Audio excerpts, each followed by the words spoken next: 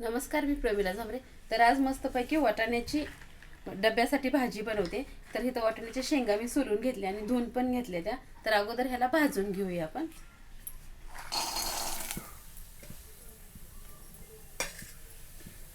थोडंसं भाजण्यासाठी मी तेल ओतून घेते. तर बघा, वाटाणा छान असं मी भाजले. त्याचा कलर पण बदललाय आणि भाजल्यानंतर वाटाणा मऊ पण होत आहे. तर आता ह्याला एका प्लेटमध्ये मी काढून घेते. तर आपण आता ही वाटाणा थोडासा थंड होऊ देणार आहे, नंतर बारीक करणार आहे. तोपर्यंत इथं मसाला कांदा टमाटर घेतलेला आहे मी. 1 वाटी कांदा, थोडासा लसूण आहे, कोथिंबीर, गरम मसाला, काळं तिखट आणि हळद. तर आपण आता ह्याला अगोदर फोडणी म्हणजे कांदाही तळून घेऊया थंड होईपर्यंत. याच्यात थोडंसं मी तेल ओतून घेते फोडणीसाठी. तेल तापलंय, मी तेल फोडणीसाठी जिरे आणि मोहरी टाकून घेते.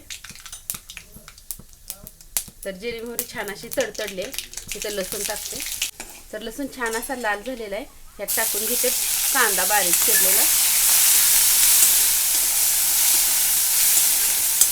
तर जसा लसूण लाल झालता तसाच कांदा पण लाल झालेला आहे. तर कांदा लाल झाल्यानंतर मी टाकते ह्यात टमाटर टाकल्यानंतर थोडंसं मीठ टाकून घेते. मीठ भरपूर टाकले मी, भाजीला नंतर टाकणार नाही. मीठ टाकल्यानंतर टमाटर एकदम मऊ असं होतंय, म्हणून मी मीठ टाकून घेतलेलं आहे. आता 1-2 मिनिटं ह्याच्यावर मी झाकून ठेवणार आहे.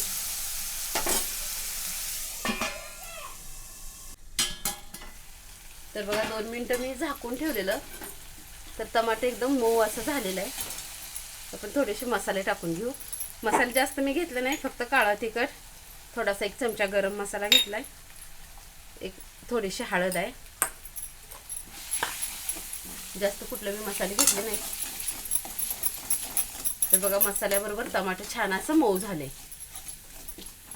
इथं मी वाटाणा पण वाटून घेतलाय, आरड बोबडा जास्त बारीक केलेला नाही, ती पण टाकून घेतला ह्यात.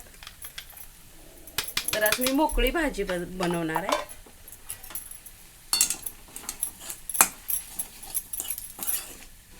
तर थोडीशी मी कोथिंबीर धुवून घेतली आहे चिरून, आणि उगं थोडंसं पाण्याचा शितोडा देणार आहे, जास्त पण नाही होतं. वाटाणा पण भाजून घेतलाय, तरी पण शिजते छान असं, भाजीला चव येते. मग थोडंसं पाणी मी ओतून घेतलेलं आहे.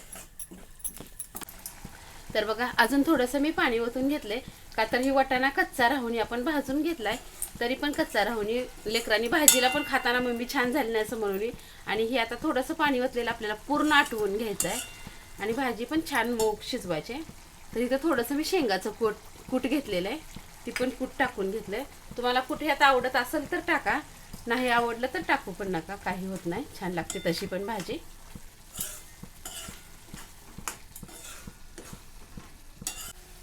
तर बघा, जी ह्यात मी पाणी ओतलेलं ती पूर्ण आटवून घेतलंय, आणि वाटाणा पण छान असं शिजलाय, भाजी पण मस्त अशी झालेली आहे. तर बघा, अशा प्रकारे तुम्ही ही मस्तपैकी वाटाण्याची भाजी डब्यासाठी बनवा. आणि माझा व्हिडिओ आवडला तर नक्कीच लाईक करा, सबस्क्राईब करा. फेसबुकवर बघत असाल तर फॉलो करा.